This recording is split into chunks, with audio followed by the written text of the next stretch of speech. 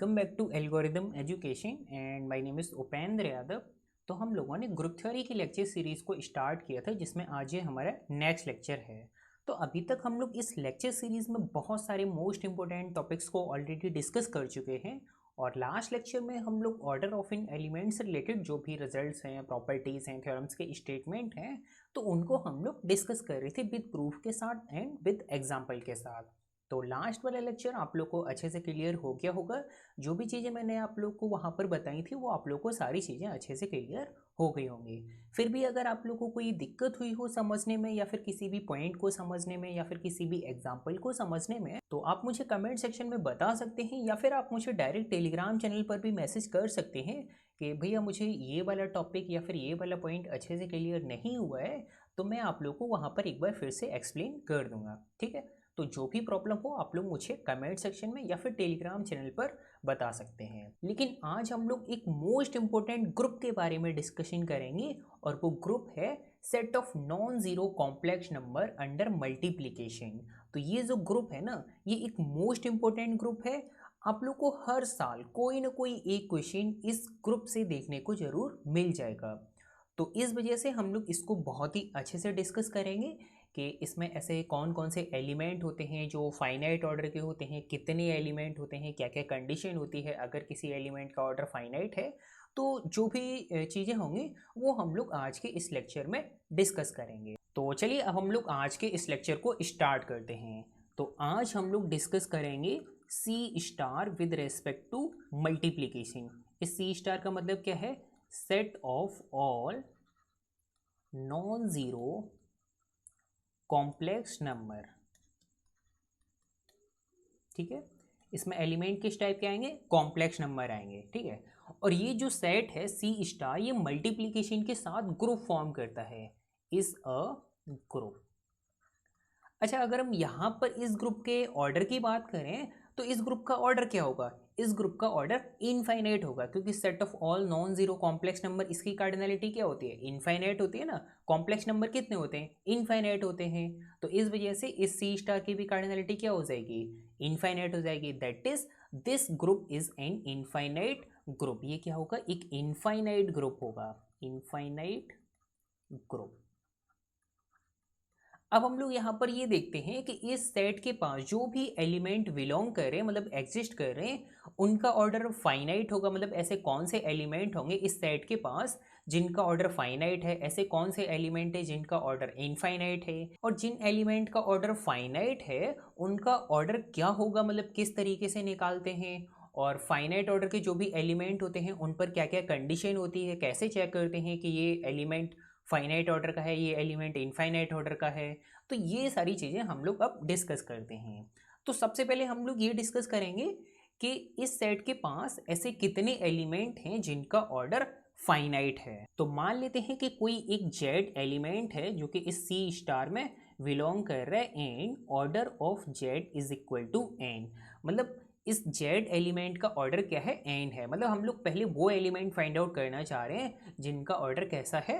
Finite है। ठीक है, अब अगर इस जेड एलिमेंट का ऑर्डर एन है, इसका मतलब जेड की पावर एन करने पर आइडेंटिटी के बराबर आना चाहिए। और आइडेंटिटी एलिमेंट क्या होता है with respect to multiplication? One होता है ना, और वन इस सेट में भी बिलोंग करेगा। इसका मतलब इट इम्प्लाई जेड की power n is equal to one. तो इस इक्वेशन को सॉल्व करने के बाद जो भी हमें जेड की वैल्यू मिले, मतलब जो भी जेड एलिमेंट मिलेंगे ना, उन सभी का ऑर्डर फाइनाइट होगा।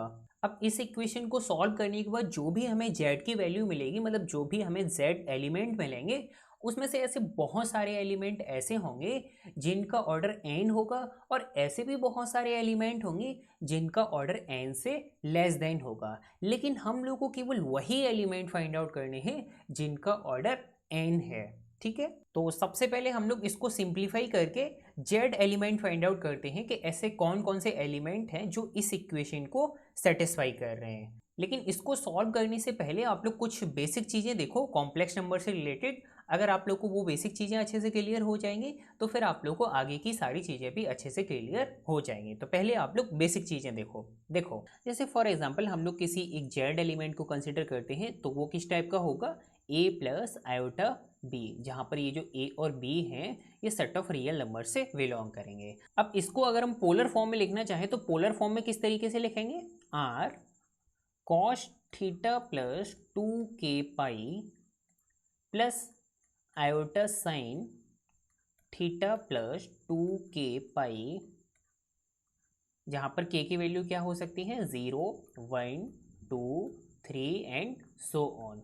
r की वैल्यू किस तरीके से फाइंड आउट करते हैं, अंडर रूट ए स्क्वायर प्लस बी स्क्वायर, और थीटा की वैल्यू किस तरीके से फाइंड आउट करते हैं, tan inverse b upon a। ठीक है, तो अब मैंने सारी चीज़ें डिफाइन कर दी कि k क्या है, r क्या है और थीटा क्या है। ठीक है, तो किसी भी कॉम्प्लेक्स नंबर को हम लोग पोलर फॉर्म में इस तरीके से लिखते हैं। ठीक है, अब इसको हम लोग शॉर्ट फॉर्म में इस तरीके से भी लिख सकते हैं, r e to the power iota theta plus 2k pi. ठीक है, कोई दिक्कत तो नहीं। अब देखो हमारे पास कोई एक कॉम्प्लेक्स नंबर है, जैसे फॉर एग्जांपल 1 को कंसिडर करते हैं, तो 1 बिलोंग्स टू सी स्टार। ठीक है, अब 1 को हम लोग लिख सकते हैं 1 is equal to 1 plus 0 iota. अब हम लोग यहाँ पर r को कैलकुलेट करते हैं, तो r is equal to a square plus b square. तो ए की वैल्यू क्या है, 1 है, बी की वैल्यू क्या है, 0 है, तो 1 का स्क्वायर प्लस 0 का स्क्वायर, तो ये कैलकुलेट होके क्या आ जाएगा, हमारे पास 1 आ जाएगा। थीटा की वैल्यू कैलकुलेट कर लेते हैं, तो theta is equal to tan inverse b upon a, मतलब 0/1 is equal to tan inverse 0, तो ये क्या हो जाएगा, 0 हो जाएगा। तो हमारे पास थीटा की वैल्यू क्या आई, 0 आई। तो अब अगर हम 1 प्लस आयोटा 0 को पोलर फॉर्म में लिखना चाहें तो इसको हम लोग किस तरीके से लिख सकते हैं, 1 is equal to r e to the power iota theta plus 2k pi. थीटा की वैल्यू क्या है, 0 है, आर की वैल्यू क्या है, 1 है, तो 1 इज इक्वल टू आर की value 1 e to the power iota theta की वैल्यू 0 प्लस 2k पाई। इसको थोड़ा सिंप्लीफाई कर लेते हैं, तो e to the power iota 2k pi. ठीक है, ये आ गया ना हमारे पास कि 1 को हम लोग e to the power iota 2k pi लिख सकते हैं इन सी स्टार। ठीक है, कॉम्प्लेक्स नंबर में। तो अब देखो हम लोग क्या फाइंड आउट करना चाह रहे थे, जेड एन की पावर 1 इज इक्वल टू 1, इस इक्वेशन के सॉल्यूशन फाइंड आउट करने चाह रहे थे। ठीक है, तो जेड की power n is equal to 1 की जगह हम लोग लिख सकते हैं e to the power iota 2k pi, जहाँ पर ये जो k है, k की वैल्यू क्या हो सकती है, 0, 1, 2, 3 एंड सो ऑन। अब ये इधर पावर में n दिया गया है, जब हम इसको इधर लिखेंगे तो ये 1/n हो जाएगा, तो it implies z is equal to e to the power iota 2k pi Y n. ठीक है, यहाँ पर k क्या है, k is equal to 0, 1, 2, 3 and so on. अब यहाँ पर हम लोग एक एक करके k की वैल्यू पुट करते हैं, तो जब हम लोग k की वैल्यू 0 पुट करेंगे तो उसको हम लोग नेम दे रहे हैं z सफिक्स में 0। तो k की वैल्यू जब हम लोग 0 पुट करेंगे तो यहाँ पर k की वैल्यू 0 हो जाएगी, तो e की पावर 0, e की पावर 0 मतलब 1, तो यहाँ पर हम लोग लिख देते हैं z0 इज इक्वल टू 1। इसी तरीके से जब हम लोग k की वैल्यू 1 पुट करेंगे तो z1 is equal to e to the power iota 2 pi by n, ये हमारे पास आएगा। ठीक है, z2 क्या आएगा हमारे पास, मतलब k की वैल्यू जब हम लोग 2 पुट करेंगे तो e to the power iota 4 pi by n, and जब हम लोग k की वैल्यू 3 पुट करेंगे तो z3 is equal to e to the power iota 6 pi by n and so on. इसी तरीके से हम लोग z4 भी निकाल सकते हैं, z5 भी निकाल सकते हैं एंड सो ऑन, सारे एलिमेंट फाइंड आउट कर सकते हैं। तो अब यहाँ पर हम लोग को ये जो z0, z1, z2, z3 and so on, ये जो एलिमेंट है ना, ये इस टाइप के एलिमेंट हैं कि अगर आप लोग इनकी पावर n को कैलकुलेट करोगे ना तो ये आइडेंटिटी के बराबर हो जाएंगे। तो ये जो हमारे पास एलिमेंट आए हैं z0, z1, z2, z3 and so on, इसमें ऐसे भी बहुत सारे एलिमेंट हैं जिनका जो ऑर्डर होगा वो n से लेस देन होगा, और ऐसे भी बहुत सारे एलिमेंट हैं जिनका ऑर्डर n होगा। ठीक है, तो अब हम लोग को वो एलिमेंट फाइंड आउट करने हैं जिनका ऑर्डर n है, n से लेस देन जिनका ऑर्डर है उनको हमें फाइंड आउट नहीं करना है, जिनका ऑर्डर n है वो फाइंड आउट करने हैं। ठीक है, तो देखो किस तरीके से फाइंड आउट करते हैं। पहले तो हम लोग इन एलिमेंट के लिए एक नोटेशन यूज कर लेते हैं, जैसे फॉर एग्जांपल मान लेते हैं कि e to the power iota 2 pi by n ये अल्फा है। ठीक है, नोटेशन हम लोग केवल यहाँ पर यूज कर रहे हैं कि ये क्या है, अल्फा है, तो ये क्या होगा, ये अल्फा स्क्वायर होगा, और इस z3 को हम लोग क्या ले सकते हैं, इज इक्वल टू अल्फा की पावर 3, ठीक है। इसी तरीके से जो हमारा Z4 एलिमेंट होगा वो क्या होगा, e to the power iota 8 pi by n। तो ये इसको हम लोग लिख सकते हैं अल्फा की पावर 4। देखो कैसे, जैसे मैं आप लोग को ये समझाता हूँ। अल्फा की पावर 4, अल्फा क्या है हमारा, अल्फा हम लोग इसको मान रहे हैं ना e to the power iota 2 pi by n, तो e to the power iota 2 pi by n। अब इसकी पावर हम लोग 4 करेंगे ना, तो 4 तो अंदर मल्टीप्लाई होगा ना, तो e to the power iota 8 pi by n, यही तो है ना यहाँ पर हमारे पास e to the power iota 8 pi by n, ठीक है। And so on. इसी तरीके से जो Zn होगा उसको हम लोग क्या लिखेंगे, e to the power iota 2n pi by n is equal to alpha की पावर n माइनस 1। अब इन सभी एलिमेंट का एक सेट बनाते हैं जिसको हम लोग नेम दे रहे हैं म्यू n। अब इसमें एलिमेंट कौन कौन से होंगे, 1 अल्फा, अल्फा स्क्वायर, अल्फा की power 3 and so on alpha की पावर n माइनस 1, ठीक है। हम लोगों ने इन सभी एलिमेंट का एक सेट बना लिया जिसको हम लोग नेम दे रहे हैं म्यू n। अब ये जो हमारे पास एलिमेंट है ना, इन एलिमेंट्स में से हम लोग को वो एलिमेंट फाइंड आउट करने हैं जिनका ऑर्डर n है। तो मैंने आप लोग को लास्ट वाले लेक्चर में, मतलब लास्ट लेक्चर तो नहीं था लेकिन लास्ट के जो भी 2-3 लेक्चर्स हैं उसमें मैंने आप लोग को एक प्रॉपर्टी बताई थी। प्रॉपर्टी मैंने आप लोग को क्या बताई थी, देखो मैं आप लोग को फिर से बता देता हूँ। If A belongs to G and order of A is equal to n, then order of A की पावर k, अगर A का ऑर्डर हम लोग को पता है तो A की पावर k इस एलिमेंट का ऑर्डर फाइंड आउट कर सकते हैं इस A की ऑर्डर के हेल्प से। तो A की पावर k का ऑर्डर क्या होगा, n divided by GCD of n and k। ध्यान आया, मैंने आप लोग को ये वाली प्रॉपर्टी बताई थी। अब देखो यहाँ पर ये जो हमारे पास अल्फा एलिमेंट है इसका ऑर्डर हम लोग को पता है, order of alpha is equal to n, क्योंकि यहाँ पर ये जो अल्फा है ना, अगर आप लोग इसका ऑर्डर निकालोगे तो इसका ऑर्डर n होगा। कैसे होगा, देखो e to the power iota 2 pi by n और इसकी होल पावर जब आप लोग n करोगे तो n से n कैंसिल हो जाएगा, हमारे पास यही बचेगा ना। और e to the power iota 2 pi, इसका मतलब r की वैल्यू तो 1 है ना, तो कॉस 2 पाई प्लस आयोटा साइन 2 पाई, साइन 2 पाई की वैल्यू 0, कॉस 2 पाई की वैल्यू 1, तो हमारे पास Z1 क्या आ जाएगा, 1 आ जाएगा। तो यहाँ पर ये जो हमारे पास अल्फा एलिमेंट है इसका ऑर्डर क्या है, n है। तो इस अल्फा एलिमेंट का हम लोग को ऑर्डर n पता है। अब हम लोग वो एलिमेंट फाइंड आउट करना चाह रहे हैं कि ऑर्डर ऑफ अल्फा की पावर k, यहाँ पर ये जो आप लोग को पावर में दिख रहे हैं ना 1 2 3 4 5 6 and so on up to n minus 1, ये k की वैल्यू है।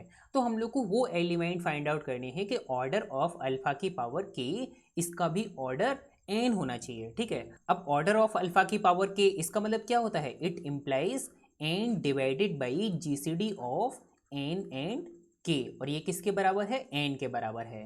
तो यहाँ से ये इम्प्लाई कर रहे हैं कि GCD of n and k, इसका GCD 1 होना चाहिए। तो अगर n और k का GCD 1 होगा तो ये जो एलिमेंट होंगे अल्फा की पावर k, इसका ऑर्डर n हो जाएगा, ठीक है। तो ऐसी k की वैल्यू कितनी होंगी जिनका n के साथ GCD 1 आ रहा होगा, तो ऐसे टोटल नंबर ऑफ k की वैल्यू होंगी 5n जिनका n के साथ GCD 1 आ रहा होगा। इसका मतलब क्या हुआ कि यहाँ पर ये जो एलिमेंट है 1 alpha, alpha square, alpha cube and so on up to alpha की पावर n माइनस 1, इन सभी एलिमेंट में केवल 5n ही एलिमेंट ऐसे हैं जिनका ऑर्डर n होगा। बाकी जो भी एलिमेंट होंगे इस सेट में उन सभी का ऑर्डर n से लेस देन होगा। तो n ऑर्डर के कौन कौन से एलिमेंट होंगे जिनका GCD k के साथ 1 आ रहा होगा, तो अल्फा की पावर k, इस टाइप के जो भी एलिमेंट होंगे उन सभी एलिमेंट का ऑर्डर n होगा, ठीक है।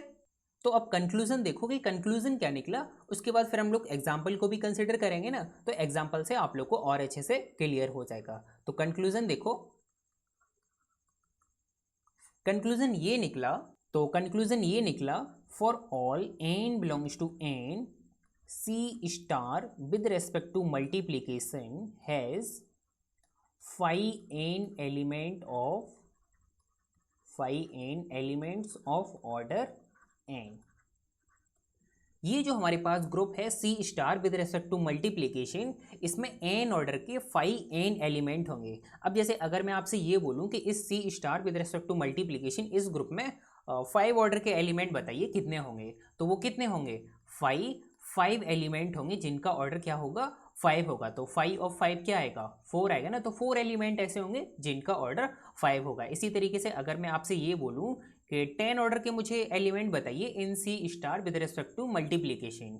तो 5 ऑफ 10 एलिमेंट ऐसे होंगे जिनका ऑर्डर 10 होगा। तो 5 ऑफ 10 सॉल्व होके क्या आता है, 4 आता है ना।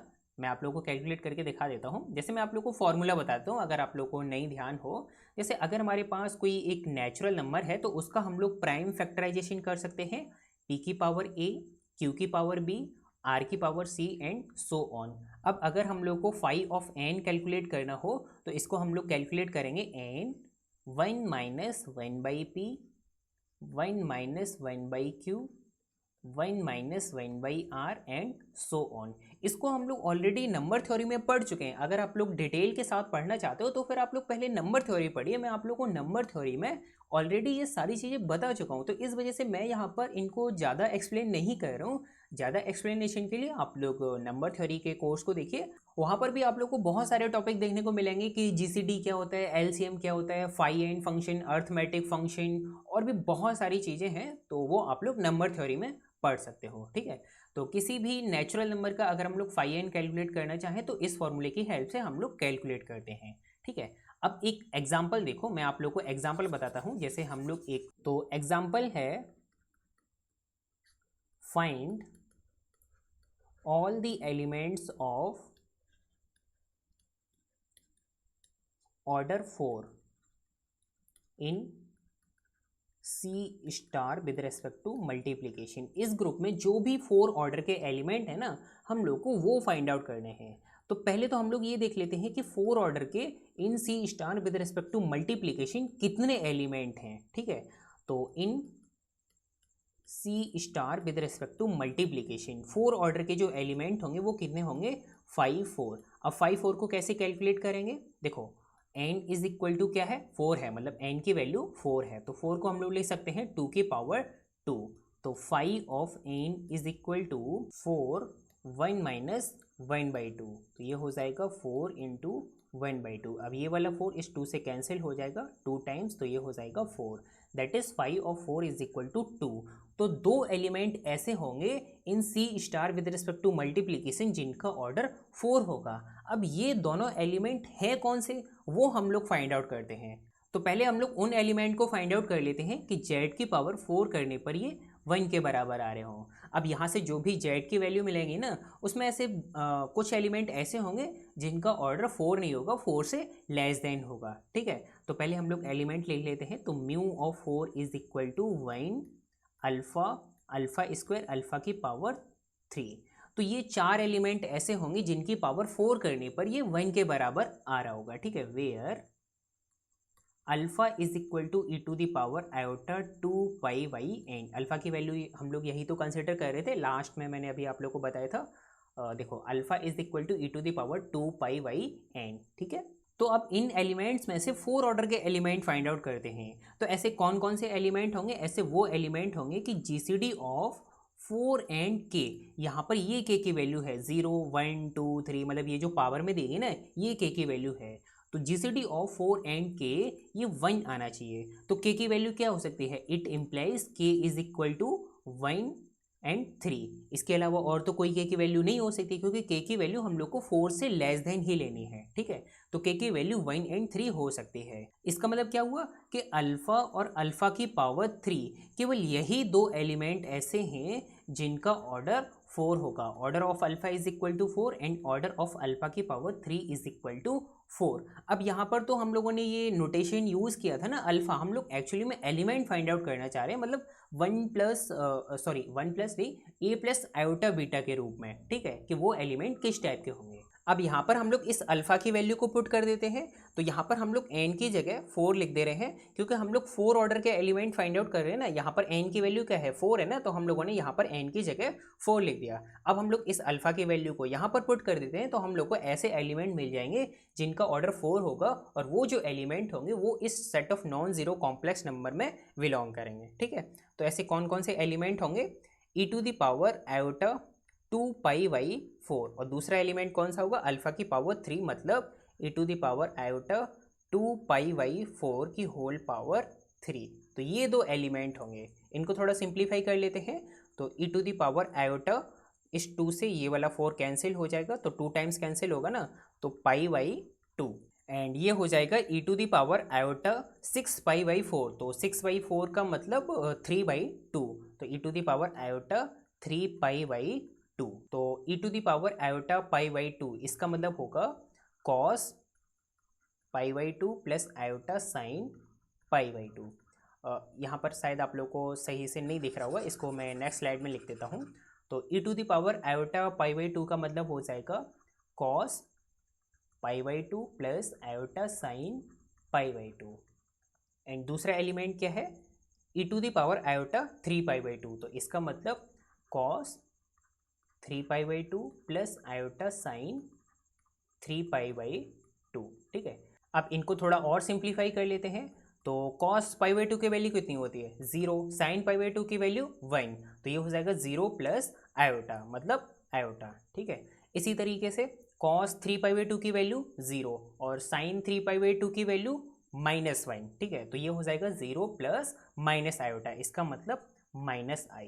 तो अब हमारे पास ये दो एलिमेंट निकल कर आए, आयोटा एंड माइनस आयोटा। तो ये दो एलिमेंट ऐसे हैं जिनकी पावर अगर आप लोग 4 करोगे तो आप लोग को आइडेंटिटी एलिमेंट मिल जाएगा। लेकिन अगर आप लोग i की पावर 3, i की पावर 2 या i की पावर 1 को कैलकुलेट करोगे तो वो कभी भी आप लोग को 1 के बराबर नहीं मिलेगा। इसका मतलब ये जो हमारे पास दो एलिमेंट हैं i एंड -i, इनका ऑर्डर क्या है, 4 है in C star with respect to multiplication. ठीक है, तो इस तरीके से हम लोग किसी भी ऑर्डर के एलिमेंट फाइंड आउट करना चाहें तो हम लोग इजीली तरीके से फाइंड आउट कर सकते हैं। जैसे मैंने आप लोग को यहाँ पर 4 ऑर्डर के लिए बताया ना, बिल्कुल सेम इसी तरीके से आप लोग 5 ऑर्डर, 6 ऑर्डर, 10 ऑर्डर, 100 ऑर्डर, कितने भी ऑर्डर के आप लोग एलिमेंट फाइंड आउट कर सकते हो। आप ये भी बता सकते हो कि 100 ऑर्डर के कितने एलिमेंट होंगे और कौन कौन से एलिमेंट होंगे। देखो 100 ऑर्डर के लिए अगर आप लोग एलिमेंट निकालोगे तो थोड़ा टफ टास्क होगा, लेकिन निकाल सकते हो आप लोग। ठीक है, इतना कोई डिफ़िकल्ट टास्क नहीं होगा, लेकिन आप लोग निकाल सकते हो। और अगर आप लोग को ये बताना हो कि टोटल नंबर ऑफ एलिमेंट कितने होंगे जिनका ऑर्डर 100 हो, तो 5 ऑफ 100 कैलकुलेट करके आप लोग बता सकते हो। 500 आएगा आपका 40। तो 40 एलिमेंट ऐसे होंगे C star with respect to multiplication जिनका ऑर्डर 100 होगा। ठीक है, तो आप लोग को ये वाला एग्जांपल अच्छे से क्लियर हो गया। देखो मैं आप लोग को यहाँ पर एक ही एग्जांपल बता रहा हूँ, अब बिल्कुल सेम इसी तरीके से मैं 10 के लिए भी बता सकता हूँ। तो मेरा ही टाइम वेस्ट होगा ना, आप लोग अपनी नोटबुक पर खुद से सॉल्व कर सकते हो कि find all the element of order 10 in C star with respect to multiplication. तो आप लोग एक बार अपनी नोटबुक पर कीजिए, अगर कोई दिक्कत आती है तो आप लोग मुझे कमेंट सेक्शन में बता सकते हैं, या फिर आप लोग उसका फ़ोटो क्लिक करके मुझे मेरे टेलीग्राम चैनल पर भी मैसेज कर सकते हैं। आप लोग को टेलीग्राम चैनल का लिंक डिस्क्रिप्शन में मिल जाएगा, जहाँ से आप लोग टेलीग्राम चैनल को ज्वाइन कीजिए और आप लोग मुझे मैसेज कर सकते हो कि भैया हमसे ये वाली प्रॉब्लम सॉल्व नहीं हुई है, या फिर हमें ये वाली दिक्कत आ रही है इस वाले पॉइंट में। जो भी आप लोग का एग्जाम्पल हो, क्वेश्चन हो, कुछ भी हो, आप लोग मुझे टेलीग्राम चैनल पर बता सकते हो। ठीक है, तो आप लोग को ये वाला एग्जाम्पल अच्छे से क्लियर हो गया होगा। चलिए मैं ही आप लोग को क्वेश्चन करने के लिए दे देता हूँ। तो आप लोग के लिए क्वेश्चन ये है, find all the elements of order 5 in C star with respect to multiplication. तो 5 ऑर्डर के कितने एलिमेंट होंगे और कौन कौन से एलिमेंट होंगे वो आप लोग मुझे कमेंट सेक्शन में बताओगे। ठीक है, और देखो नहीं बताओगे तो मेरा तो कोई लॉस नहीं होने वाला, आप लोग का ही लॉस होगा ना। एग्जाम किसको देना है, आप लोग को देना है ना। तो जो भी आंसर हो आप लोग को ज़्यादा से ज़्यादा कितना टाइम लगेगा, 30 सेकंड, 40 सेकंड, इससे ज़्यादा तो आप लोग को टाइम लगने वाला है नहीं। अगर आप लोग बहुत ही स्लो टाइपिंग करते होंगे ना तब भी आप लोग को 30 सेकंड लगेंगे। ठीक है, तो आप लोग बता सकते हो इजीली तरीके से। तो जो भी आंसर हो कमेंट सेक्शन में मेंशन करना। ठीक है, अब नेक्स्ट पॉइंट डिस्कस करते हैं। तो नेक्स्ट पॉइंट में अब हम लोग ये डिस्कस करेंगे कि ये जो हमारे पास सी स्टार सेट है, इस सेट के पास फाइनाइट ऑर्डर के जो एलिमेंट होते हैं उन पर क्या क्या कंडीशन होती है। मतलब अगर हम लोग को कंडीशन पता लग जाए तो हम लोग जल्दी से बता सकते हैं कि ये जो एलिमेंट है हमारे पास ये फाइनाइट ऑर्डर का है और ये जो एलिमेंट है ये इनफाइनाइट ऑर्डर का है। तो अब हम लोग कंडीशन देखते हैं कि फाइनाइट ऑर्डर के जो एलिमेंट होते हैं उनकी क्या क्या कंडीशन होती है। तो नेक्स्ट पॉइंट में हम लोग यही डिस्कस करेंगे। तो देखो अगर हमारे पास कोई एक जेड एलिमेंट है जो कि सी स्टार में बिलोंग कर रहा है, ठीक है, और मान के चलते हैं कि order of z is equal to N, इस जेड का ऑर्डर है एन जो कि है फाइनाइट। ठीक है, इसका मतलब इट इम्प्लाइज z की power n is equal to 1। और अभी थोड़ी देर पहले मैंने आप लोगों को बताया था कि z की power n is equal to 1, इसका मतलब it implies z is equal to e to the power iota 2k pi by n। यहाँ से अगर हम modulus of z find out करना चाहें तो it implies modulus of z is equal to 1, क्योंकि यहाँ पर r की वैल्यू क्या है 1 है ना, तो इस वजह से modulus of z is equal to 1। अब इसका मतलब क्या हुआ, modulus of z is equal to 1, इसका मतलब ये हुआ कि ये जो हमारे पास कॉम्प्लेक्स नंबर है z, ये यूनिट सर्कल पर लाई करेगा। देखो कैसे, मैं आप लोगों को समझा देता हूँ। जैसे हमारे पास कोई एक कॉम्प्लेक्स नंबर है z is equal to x plus iota y, ठीक है, और ये जो x और y हैं ये सेट ऑफ रियल नंबर से बिलोंग कर रहे हैं। तो अगर हम इसका मॉडुलस ऑफ z निकालें तो वो किस तरीके से निकालते हैं, under root x square plus y square. अब अगर किसी कॉम्प्लेक्स नंबर का मॉडुलस ऑफ z 1 है, इसका मतलब mod of z is equal to 1, it implies under root x square plus y square is equal to 1 and it also implies x square plus y square is equal to 1। इस equation का मतलब क्या हुआ, ये एक circle की equation है जिसका रेडियस क्या है 1 है। तो इसका मतलब क्या हुआ कि यहाँ पर ये जो हमारे पास कॉम्प्लेक्स नंबर है z, इसका मॉडुलस क्या है 1 है, तो इसका मतलब हो गया कि ये जो कॉम्प्लेक्स नंबर है वो यूनिट सर्कल पर लाई करेगा, ठीक है। और सेंटर क्या होगा 0,0। अब सेकंड कंडीशन निकालते हैं कि जो इसका आर्गुमेंट होना चाहिए मतलब थीटा, वो क्या होना चाहिए। और अभी मैंने आप लोग को ये भी बताया था कि किसी भी कॉम्प्लेक्स नंबर z को उसके पोलर फॉर्म में किस तरीके से लिखते हैं। तो अगर हम इस z को उसके पोलर फॉर्म में लिखना चाहें तो r cos theta plus iota sine theta, ठीक है, और इसकी whole power n is equal to 1।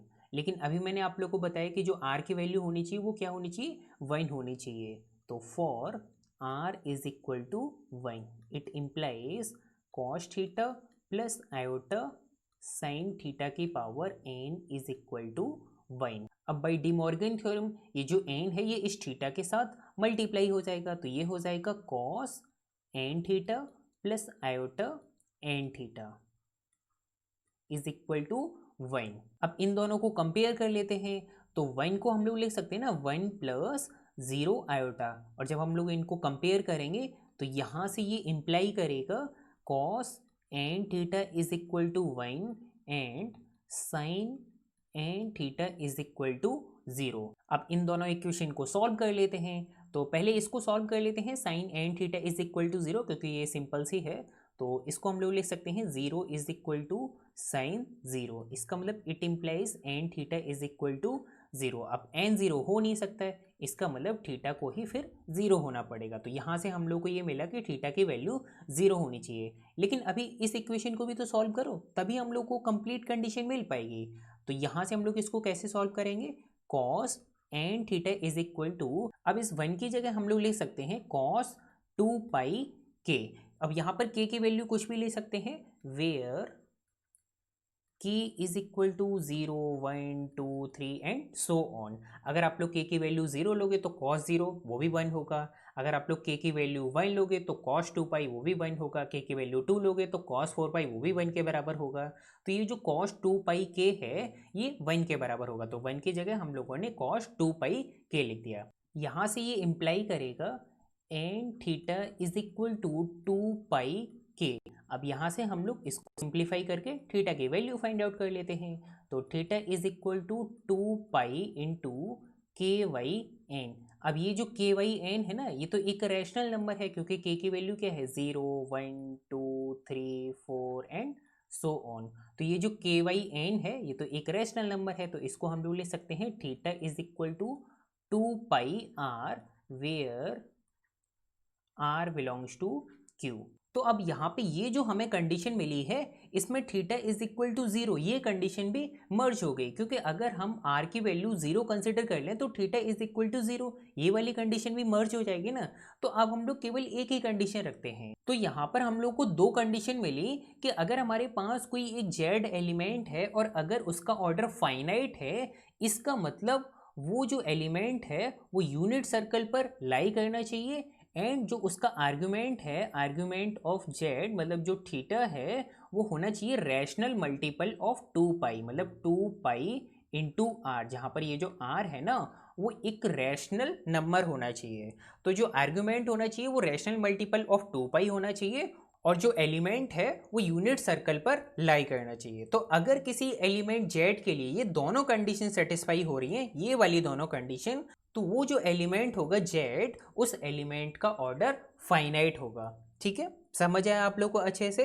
अब इसका जो कन्वर्सली पार्ट है वो भी ट्रू होता है कि अगर हमारे पास कोई एक जेड कॉम्प्लेक्स नंबर है और अगर वो यूनिट सर्कल पर लाई कर रहे हैं और उसका आर्गुमेंट ऑफ जेड मतलब थीटा रैशनल मल्टीपल ऑफ 2 पाई है, तो फिर वो जो एलिमेंट है जेड उसके ऑर्डर को फाइनाइट होना पड़ेगा। ठीक है, अब तो आप लोग को अच्छे से क्लियर हो गया, सारी चीजें अच्छे से क्लियर हो गई होंगी। तो कंक्लूजन क्या निकला? कंक्लूजन देखो,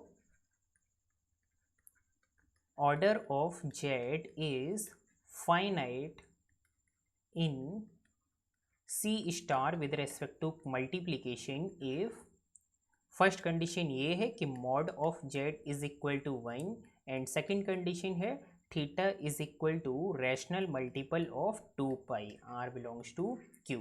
तो ये दो कंडीशन होल्ड हो रही हैं अगर किसी कॉम्प्लेक्स नंबर के लिए, इसका मतलब वो जो एलिमेंट है जेड उसका ऑर्डर फाइनाइट होगा। ठीक है, और ये if and only if result है, तो यहाँ पर मैं इफ़ एंड ओनली इफ कर देता हूँ और इसका जो कन्वर्सली पार्ट है वो भी ट्रू होता है। ठीक है, तो आप लोग ये भी ध्यान रखना है। एक एग्जाम्पल की हेल्प से देखो, आप लोग को एग्जाम्पल देखोगे ना तो और अच्छे से क्लियर हो जाएगा। जैसे यहाँ पर मैं आप लोग को दो कॉम्प्लेक्स नंबर देता हूँ, तो Z1 इज इक्वल टू है 1 प्लस आयोटा। ठीक है, और Z2 को हम लोग कंसिडर कर लेते हैं 1 प्लस आयोटा बाई 2। तो अब हम लोग इन दोनों एलिमेंट का ऑर्डर चेक करते हैं कि इन दोनों एलिमेंट का ऑर्डर फाइनाइट है या फिर इनफाइनाइट है। ठीक है, तो पहले हम लोग ऑर्डर ऑफ Z1 इसको कैलकुलेट करते हैं। तो सबसे पहले तो हम लोग मॉड ऑफ Z को कैलकुलेट कर लेते हैं।